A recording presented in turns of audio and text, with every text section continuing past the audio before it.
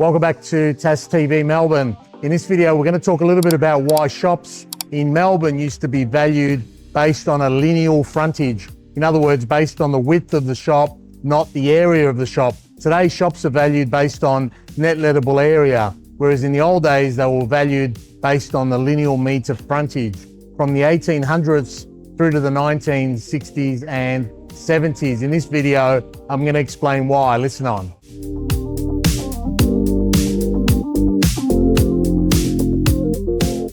Before the introduction of shopping centres like this one here at the Pines in Doncaster, and before the introduction of the internet, properties in Melbourne, retail properties with street frontage, were valued by valuers using the lineal meterage. So if a property sold, for example, for $500,000 and it had a frontage of 5 metres, valuers would use that comparable sale and they would say that that property sold for $100,000 per lineal metre, okay? Now, the reason for that was that 100% of the business of that retail shop came from pedestrian traffic. So pedestrian traffic represented all the business. Therefore, the wider the shop, the more plate glass and the more marketing, the more street frontage, okay? So there was a direct correlation between the width of the shop and the business and the success of that retail business.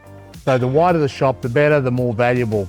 And therefore, valuers would value retail shops using the foot method or the foot frontage method, which meant that the wider the shop, the more valuable. Now that's a very simple way to look at the value of properties, retail properties. Now, if you look at this shopping centre here that I'm in, since the advent of the shopping centre, things have changed considerably. Why?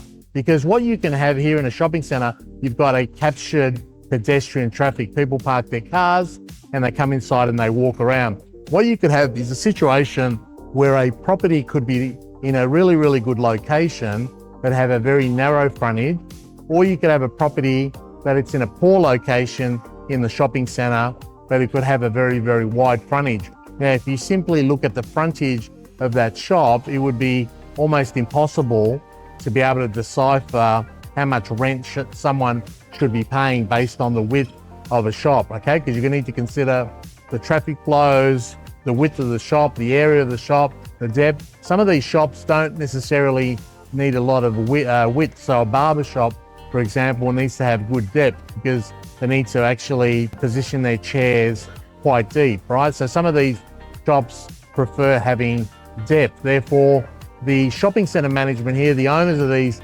shopping centres started charging rent based on an area, on a net lettable area, okay? The usable area.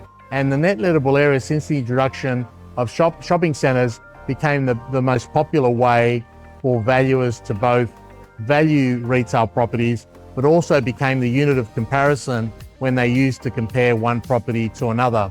And what they would then do is they would adjust for all the other things like location, the depth of the shop, whether it's a corner or not, the fixtures and fittings, etc., and all the other things that they would consider. But the shop stopped being valued based on a lineal meterage basis, and they started looking at net lettable area.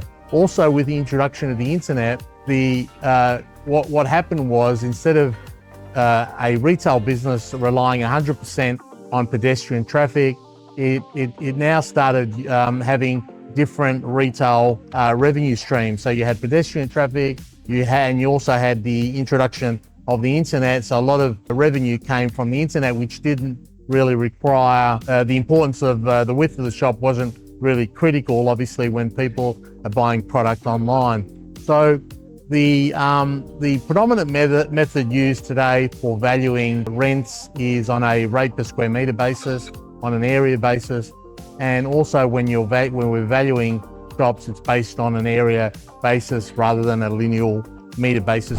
Here's a good example of a shopping strip in Blackburn Road, Doncaster East, and I just want to talk about these 4 shops here. So you've got a double-storey corner barber shop, you've got a double-storey medical centre, and you've got a single-storey chemist and a single-storey Chinese restaurant, right? Now, the bookends, if you like, the corner and the Chinese restaurant, they're about 6 metres wide, and these two here are roughly 12 meters wide. Okay, now in the old days, assuming, let's just say for argument's sake, the value if on a lineal meter basis, let's assume it was $200,000 per lineal meter.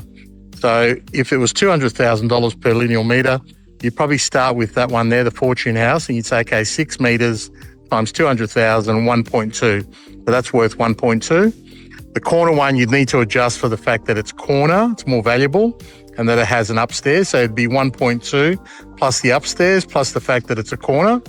And then you'd look at this one here and say, okay, 12 meters times $200,000 per lineal meter, that's 2.4 million. And then this one here would be 2.4 plus the upstairs that you would need to adjust. And you can see that's a crazy way to value these retail shops. Doesn't make much sense. These Terry White here would be, they'd be earning an additional revenue stream online. Probably not the medical centre, maybe, yeah, the medical centre online. They can still provide services, not the barber shop, of course, but Fortune House, online deliveries with Uber Eats maybe, and the same for other shops along the road here. So you can see valuing based on lineal meterage doesn't make much sense. Also, we don't know what the depth of these shops are, therefore we need to adjust. So it makes a lot more sense when I'm valuing this 6 meter shop, 6 meter width shop, to use other 6 meter width shops as comparables from a rental perspective and a sales perspective, market value perspective. And also when I'm valuing these ones here, what we want to do is we want to use other comparable sales or leases of 12 meter width shops, or, you know, anything around 10 meters or 11 meters. So because these shops are a lot more valuable, more exposure to the front, to pedestrian traffic. Look at the window, the plate glass, lot better marketing exposure to the street. So that's why we value based on a dollar per net lettable area basis. But we look at the net lettable area, but the shops that are wider are more valuable. So you need to adjust the rate up, and you got to make sure that you're comparing like for like. So you need to look at the marketplace and just see how much additional value, both from a rental perspective and a sales perspective, is the double the width. So how much more is the rent by getting double the width in the marketplace? So you need to base that. There's no point guessing and just using a lineal meterage figure. You need to look at the marketplace and adjust based on that. So you'd also use rental evidence and sales evidence for single width shops, 6 or 5 meters, but you need to be adjusting. Okay, so that's how we do things today.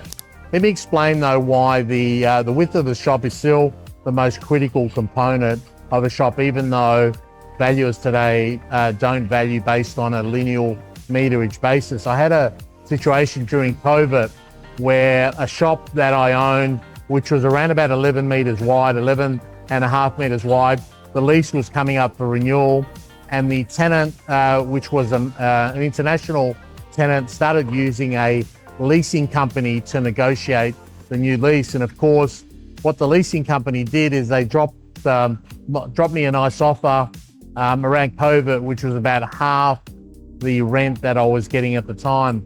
And when I looked at some of these comparable rental, when I looked at the evidence that the leasing company was providing to justify their lower rental figure, because the rent was to be determined based on a market rent. And what they basically said is, look, here are 3 or 4 comparables where these rents have just commenced recently, and these are based on these comparables, we feel that your rent should be X. And X was, of course, about 60% of what I was getting at the time. And when I looked at the comparables, what I noticed was that all the comparables that they were using were generally about 4 or 5 meters wide, whereas the subject property that I had was about 11 meters wide. So what became really obvious is that the rate per square meter that was used by the valuer based on those comparables weren't really comparable at all, right? Because they weren't using shops that had a similar width. And cut a long story short, what we had to do was prove to the valuer that, of course, the comparables that he was using weren't the correct ones, and therefore he had to adjust up his rental estimate. So in instances where you have rental reviews. The width of the shop becomes really critical because these leasing companies need to use comparable evidence. And of course, comparable evidence is not necessarily just based on a rate per square metre. It needs to be a rate per square metre, but they need to be comparing like with like. So a rate per square metre is comparable when you're comparing an 11 metre width shop with another shop which is also 11 or 12 metres. But when you're comparing a shop which is only 4 or 5 metres wide with one that's 11 or 12 metres, well, that's not like for like. So that's a good example of why the width of the shop is still the most critical part of our retail business. But it's become less important for the reasons that we've discussed. If you like this video, hit the like and subscribe button and just send me an email or a text or any messages in relation to any future content. But just remember, with retail shops, width is really critical, but not as critical as it was in the old days.